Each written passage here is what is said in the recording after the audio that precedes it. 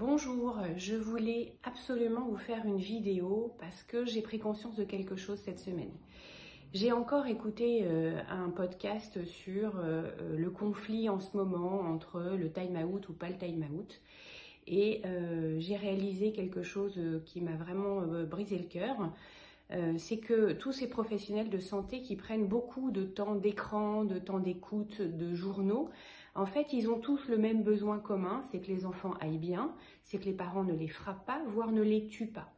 Et donc, je voudrais remettre dans le contexte juste, en Suède, depuis 1979, ils ont aboli les violences physiques et psychologiques sur les enfants, et depuis, ils ont eu 2 morts d'enfants.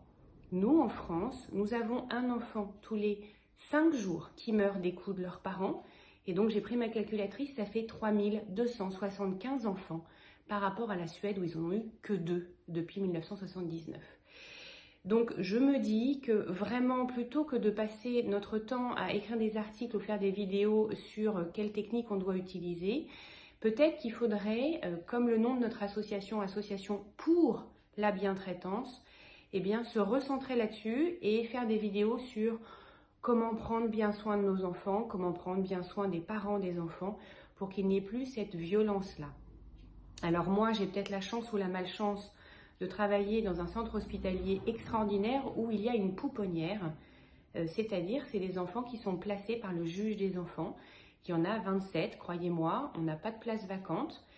Donc moi, dans mon cabinet à l'hôpital, je vois en effet des enfants tyrans, des enfants dont les parents n'ont pas bien compris le discipline positive. Je suis d'accord, ça existe.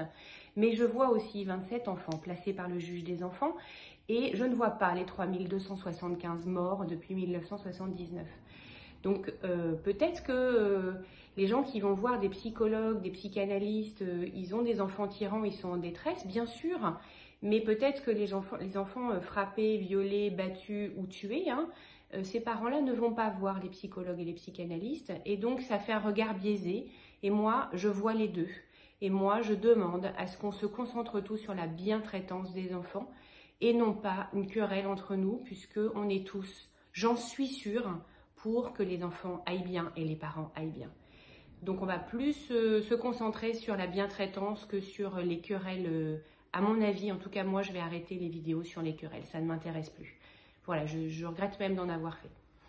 Donc bien traitons les enfants et les parents. Merci vraiment.